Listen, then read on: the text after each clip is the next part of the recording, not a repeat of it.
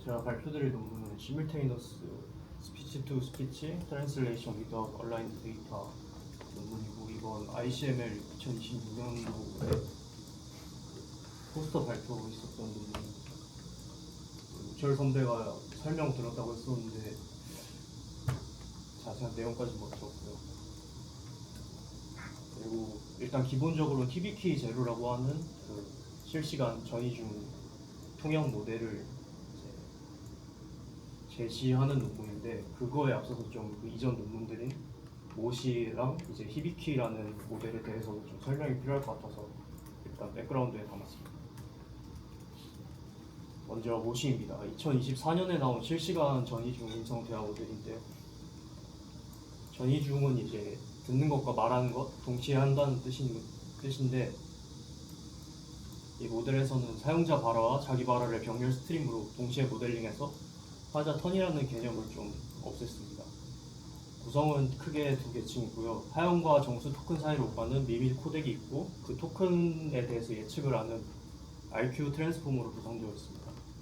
미미는 학습이 끝난 뒤에 동결되고요. 오늘 볼 히비키는 이제 히비키 제로 전부 이 모시 프레임 안에서 좀 변형 및 개선을 한 모델이기 때문에 일단 이 구조에 대해서 먼저 짚고 가겠습니다.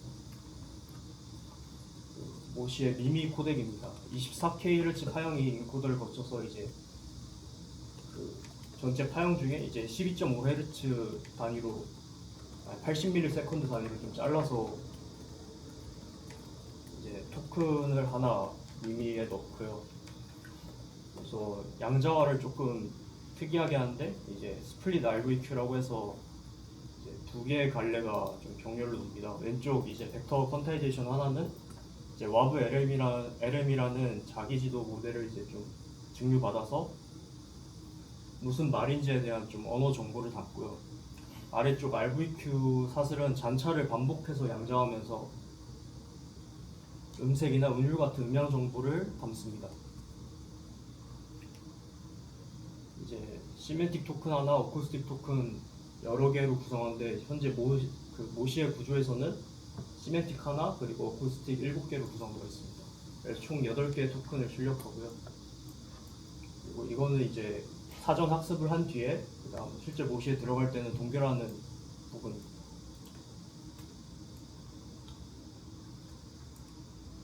이제 토큰을 예측하는 트랜스포머 쪽인데요.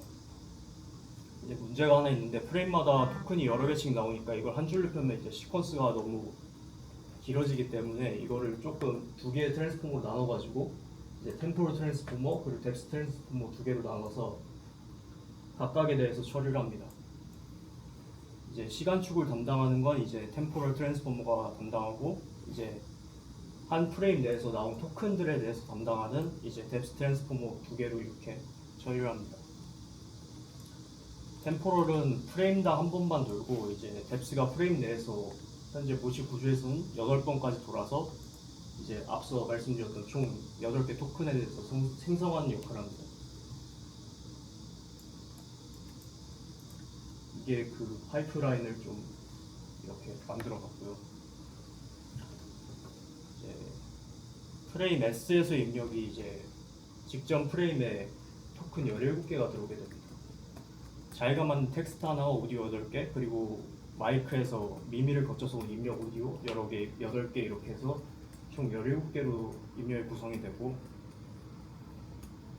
먼저 이 17개를 이제 스트림별 임베딩 테이블에 통과시키고 전부 더합니다.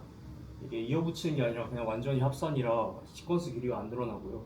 그리고 그 벡터를 템포럴 그 트랜스포머에 넣고, 과거 프레임별 이제 XS 계산했던 것들 최대 3000개까지를 이제 어텐션해서 문맥 벡터 ZS 하나를 생성합니다. 이제 ZS에서 선형층 하나 거쳐서 텍스트 토큰 그 WS라고 하는 걸 뽑고요. 이게 이제 논문에서 이너 모놀로그라고 말하는 건데, 약간 내적 독백 그리고 추후 이제 전사문 형태로도 나오는 그런 역할을 합니다. 계속 한 번에 3000 프레임 피를 가지고 가는 건가요? 어떤 거? 3000 프레임을 좀 가지고 가는 템포를 가지고 간다는 게 저는 일단 그렇다고 이해했습니다. 항상 그러니까 최대 4분까지 기억을 한다. 네. 그 정도 되면 메모리가 얼마나 필요해야 됩니까? 그거까지 그러니까 4분 보고 3천짜리 보고 한 칸 가고 3천짜리 보고 한 칸 가고 3천짜리 그렇다고 저는 이게 스트리밍 어차피 한 노드 정도 서버를 쓰니까 다 먹으면은 VRAM은 넉넉하다. 뭐, 스트리밍을 봐야 되나 아니면 굉장히 빠르게 배치를 돌리고 있는 건가? 그러니까 개념적으로 그러게 오버랩은 얼마나 그것까지 보드 하나에 적혀 있어서 나는 이제 8mm 가는 건가? 설마 10몇 12.5mm? 아니 뭐몇 트리스야? 그러네 80세컨드니까. 그러면 그 H200 쓰면 할 수 있다. 그럴 수도 있겠네요. 그리고 텍스트 토큰이 이제 침묵일 수도 있는 그런 말할지 안 할지도 결정하는 역할을 하고요. 그다음에 이제 덱스가 그 앞선 나온 ZS랑 그리고 워드S 토큰 두 개를 활용해가지고 이제 오디오 토큰을 8스텝 돌면서 만드는데 이것도 좀 구조가 아까 미미에서 잔차 처리하는 거랑 비슷하게 8스텝 돌면서 이제 워드S랑 ZS를 처음에 하나 만들고 그 다음에 이때 만들어진 출력하고 ZS 다시 참조해서 하나 만들고 이런 식으로 반복을 합니다.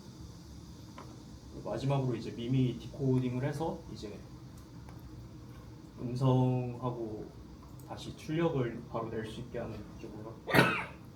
그리고 이제 좀 특이한 점이라고 하면 언제 말할지에 대해 좀 정하는 그런 거에 대한 규칙은 따로 없습니다. 텍스트 토큰이 패드냐 단어냐 이거에 따라서만 결정되고요.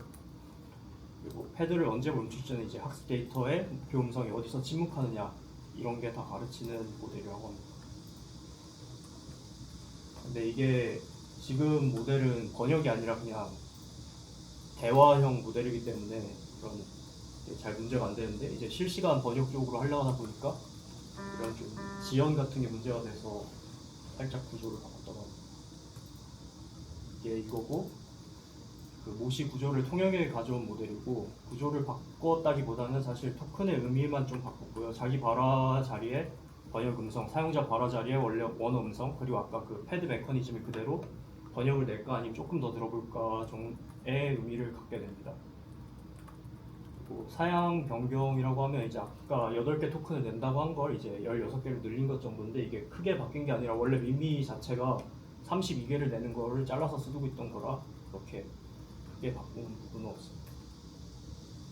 이제 문제는 좀 데이터 쪽에 있었는데요. 통역 데이터는 이제 원어 오디오를 받아쓰고 문장 나누고 기계 번역 돌리고 TTS로 읽힙니다. 이러면 문장 대응까지는 생기는데 이제 시간 정렬이 없다 보니까 번역 음성이 0초부터 원어와 나란히 흐르게 됩니다.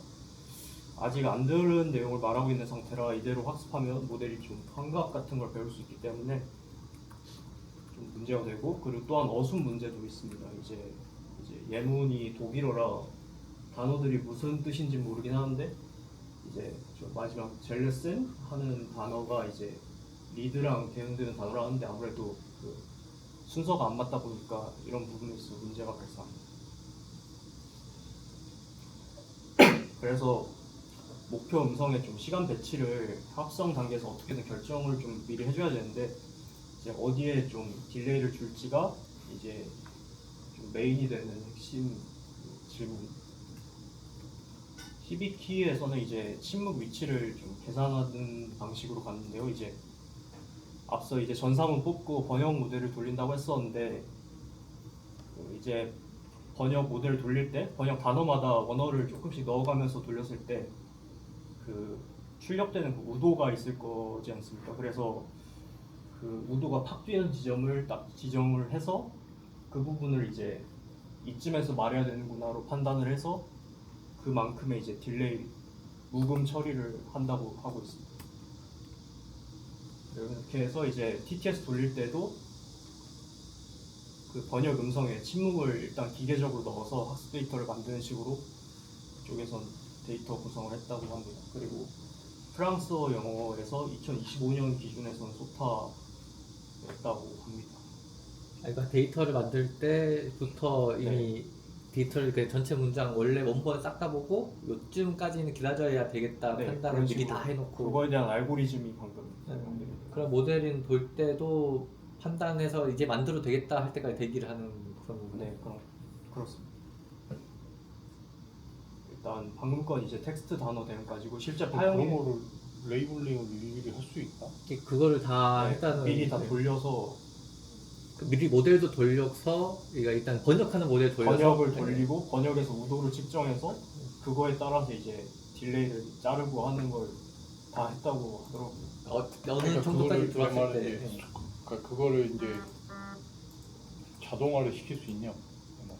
자동화를 그러니까 원본이 들어오면은 그러니까 영어로 eat apple이라고 하면은 한국어 하면은 사과를 먹었다 해야 되니까 애플이 나오기 전 때까지는 한국어를 못 하잖아요. 그렇지. 근데 번역 모델이 이제 앞부터 넣다 보면은 번역한 모델이 애플 본 순간 컨피던스가 탁 올라가니까 이제 라벨에는 그때까지 그냥 앞에는 그냥 블랭크 받고 그 뒤에 이제 사과를 하면은 그러니까 그거를 자동화가 자동화를 하려면은 레이블링을 어떻게 하냐는 거지. 그 레블링을 그 번역 모델이 하는 거고 원본이 짝 있고 번역 모델 돌리고 번역 모델에 그러니까 인베딩 번역 모델 자체가 컨피던스 스코어를 내준다는 네. 개념인가? 내줘야 되는 거죠. 네. 무조건. 네. 그래서 그걸 그 번역 모델을 베이스로 해서 결국에 자동 레이블링을 했다 이렇게 봐야 되겠네요. 네. 해서 침묵이 반영된. 그리고 방금 그게 이제 텍스트 단어 대응 가지고 실제 파형에 반영하는 건 조금 별도의 단계로 구분을 했는데요. 일단 두 가지를 씁니다. 이제 본학습 4만 시간을 하는데 이제 여기에는 기존 TTS 출력을 있던 거를 아까 라벨링 한 거에 따라서 잘라서 거의 좀 묵음을 좀 기계적으로 넣는 방식으로 만들고 이제 정렬 인식 TTS는 이제 아예 TTS 자체를 묵음 포함된 거를 새로 만들어서 조금 부드러운 음성식으로 이제 하는 걸 만든 다음 파인 튜닝을 합니다.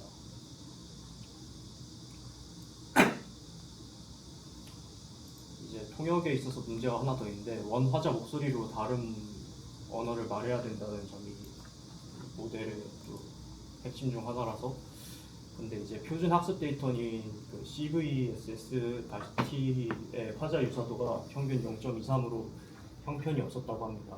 그래서 닮은 것만 남기고 좀 걸으면 데이터의 45%가 날아간다 해서 그래서 히비키는 걸음 대신에 이거 그 점수별로 등급을 매겨서 샘플마다 유사도를 재서 5단계 라벨을 붙이고 그 라벨 인베딩을 맥프레임 입력에 더해서 학습합니다. 그리고 추론 때는 항상 최상 등급을 넣어서 돌린다고 하고요. 근데 그러면 이게 화자를 하나를 정해놓고 하는 거야? 일단은 그냥 각 화자의 그 음성하고 비슷하게 나와야 되다 보니까 들어온 사람 목소리로 출력은 나오는데 안 출력이 다를 수도 있다는 걸 모델이 인지를 해놓고 네 맞습니다. 인프런스 때는 무조건 입력이- 최 베스트로 갖게 네 맞습니다. 그거를 근데 이제 좀 힘들 것 같긴 한데 좀 그 4만 시간 정도 해서 다 하면은 4만 시간도 그렇게 근데 어쨌든 이것도 이제 작년에 나온 논문이고 히비키 자체는 그래서 좀 개선을 했고 이 부분에 대해서는 그 뒤에 모델에서 뺐기 때문에 아예 그래서 이건 좀 거쳐가는 그런 뺀게 네, 이 부분을 아예 빼고 뒤에 달에 그 개선판에서는 강화 학습을 아예 하는 식으로 구현을 했더라고요. 안 해도 돼서 뺀 걸까요? 아니면 그리고 학습 데이터 자체를 그 TTS가 애초에 그 전이가 처음부터 되는 그냥- TTS를 해서 이 부분이 일단 여긴 들어가 있는데 뒷단에서는 그 데이터 문제가 있어서 그걸 해결한 게 이건데 그 다음 연구할 때 데이터 문제가 없었으니까 네. 상관이 없으니까 그래서 일단 한 개인데 이제 이 표가 히비키 자신에 대한 좀 평가 지표인데 구조와 손실은 전부 고정하고 침묵 배치만 좀 바꿔봤는데 침묵이 없으면 블루 스코어가 좀 붕괴하고 선택한 그 컨텍스추얼 얼라이먼트가 26.6에 지연 5초입니다. 그래서 침묵 배치 하나로 품질이 6배가 갈리기 때문에 그리고 또 문제는 그 계산에 붙는 고정 상수들인데 앞서 그 딜레이를 정한다고 했던 의도가 좀 노이즈에 가까워서 지연 마진 같은 게 좀 필요한데 이 값들이 어느 어순에 좀 묶여 있다 보니까 이제 지금 모델이 프랑스어 투 영어까지는 잘 되는데 이제 나머지 조금 어순에 오차가 있는 것들 같은 경우에는 좀 잘 못하는 문제가 있고 그리고 각 언어마다 또 새로 학습을 해줘야 되는 문제가 있어서 일단 그 부분이 히비키의 한계였습니다. 그리고 이제 좀 본론 모델이고 히비키 제로라고 명칭을 했고요. 목표는 다국어로의 확장이고 방금 표에서 그 지연 21.5초로 기각됐던 문장 단위 정렬로 좀 돌아갑니다. 그러니까 기존에는 단어 단위로 이렇게 번역하는 데이터를 이렇게 정렬했었는데 지금 그냥 문장 단위로만 하는 식으로 다시 돌아갔고요. 그 대신 이제 히비키에서 좀 장치 같은 걸 하나씩 대체를 하는데 이제 단어별 정렬 계산은 이제 무작위 침묵 샘플링으로 그리고 화자 레벨은 TTS의 그 보이스 트랜스퍼로 그리고 강화 학습을 또 활용합니다.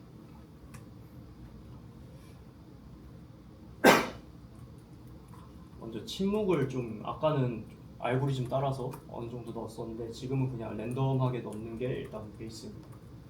각 번역 문장을 대응하는 원어 문장 길이의 절반 길이 이내에서 무작위로 지연시키고 구두점마다 0초에서 2초 사이 무음을 무작위로 넣습니다. 문장 대응은 이제 구두점만으로 얻어지니까 언어를 가리지 않는 그런 특징이 생기게 되고요. 그리고 좀 개수 0.5를 봤을 때 이제 무조건 그 원문의 절반 정도 되는 길이다 보니까 이제 문장이 끝나기 전에 말을 시작하는 번역 모델이 말을 다시 시작하는 그런 사례가 좀 학습 데이터에 섞이게 됩니다.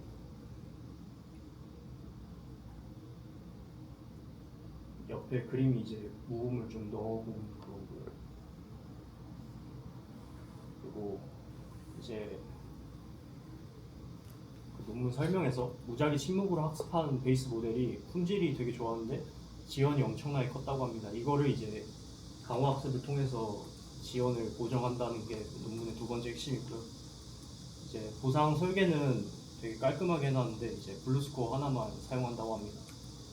이제 발화 도중에 여러 시점에서 그 시점까지의 이제 부분 번역을 그 아까 모시 구조에서 말씀드렸듯이 텍스트 토큰이 있기 때문에 그걸 기반으로 좀 채점을 하고 참조는 그 시점까지 입력된 그 입력 문장들에 대한 그 정답 번역을 참조를 하고요. 모델이 아까 텍스트 토큰을 말씀드렸는데 그것도 이제 병렬로 되다 보니까 그렇게 딜레이도 없고 합니다. 그리고 지연에 대한 페널티는 따로 없는데 지연이 좀 잡히는 이유가 모델이 늦게 말하면 그 부분까지 계속 돌리다 보니까 번역에 대한 블루스코어가 계속 떨어지게 되고 그에 따라서 이제 좀 자동적으로 지연에 대한 걸 잘 맞춘다라는 게 논문의 설명이었습니다. 학습은 총 6단계로 했었는데요. 기성 텍스트 백본에서 시작해서 오디오 사전 학습, 무작위 침묵으로 만든 데이터로 번역을 학습하고 그리고 아까 TTS 데이터로 파인튜닝, 그리고 중류, 그리고 마지막에 강화 학습을 합니다. 데이터는 이제 프랑스어, 스페인어, 포르투갈어, 독일어 각각 4만 시간을 사용했다고 하고 평가는 단문 유로펄 ST와 장문 오디오 NTX 4L 이런 걸 사용했다고 합니다. 지표는 품질에는 ASR 블루, 지원의 LAL과 엔드 오프셋, 화자 유사도 그리고 주간 평가를 좀 넣었는데 일단 주간 평가는 여기서 뺐습니다. 비교 대상은 이제 메타에서 나왔던 그 심리스라는 모델이랑 그 자기 이전 모델인 히비키를 비교해봤다고 합니다. 이제 프랑스어, 영어 장문 기준으로 품질, 화자 유사도, 지원 전부 히비키를 넣었고요. 그리고 인간 평가에서도 넣진 않았는데 좀 더 좋아졌다고 합니다. 그래서 그리고 좀 자연스러움에 대한 수치도 보시면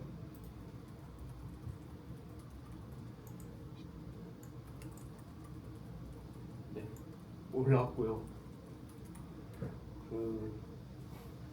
사실 이것보다 좀 더 중요한 일단 어쨌든 히비키보다는 확실히 개선이 됐다라는 게 평가 지표의 핵심입니다. 그리고 사실 이게 조금 중요한데 이제 개선이 어디서 왔는지를 좀 단계별로 분해한 표입니다. 베이스가 이제 무작위 침묵으로 지도 학습만 한 상태에서 이미 화자 유사도가 그 아까 보여드렸던 그 여기 있는 히비키와 비교했을 때 확실히 다 올라간 모습을 볼 수 있고요.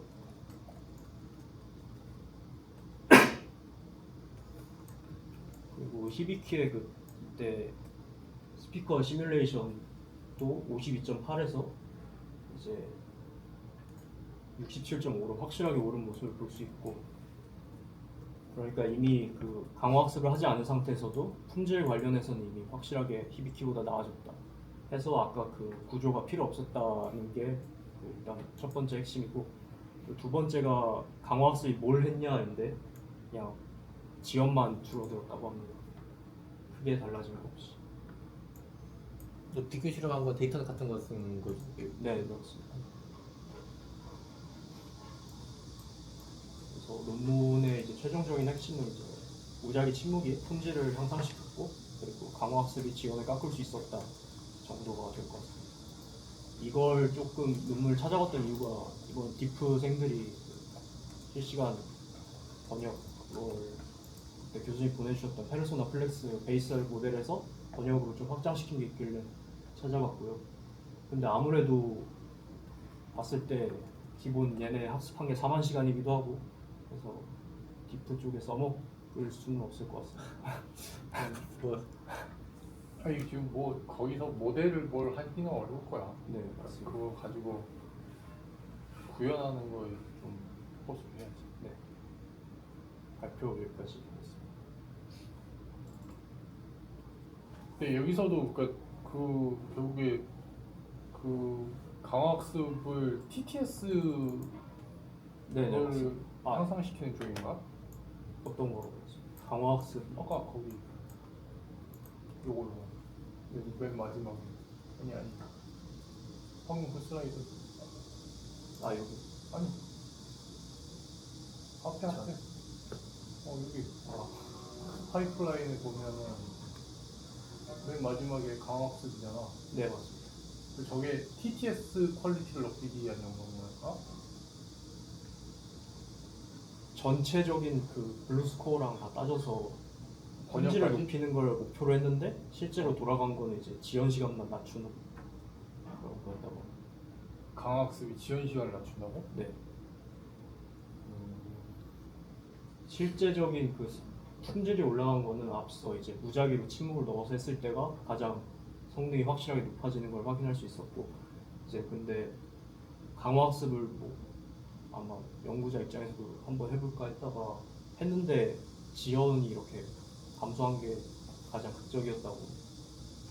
여기도 보시면 네, 이제 베이스에서 어차피 그러니까 음성의 자연스러움 그거를 가지고 강화학습을 할 거니까. 네, 맞습니다. 그런데 이제 그 블루스코어랑 이제 번역,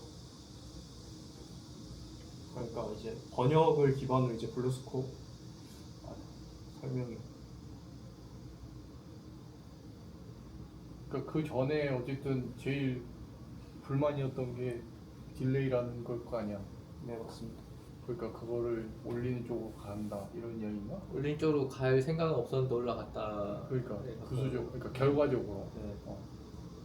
그게 실제로 사람이 느꼈을 때 음질이 가장 좋아진 방향이다 이런 이야기 아닐까? 시험만 주는 게 제일 중요하니까.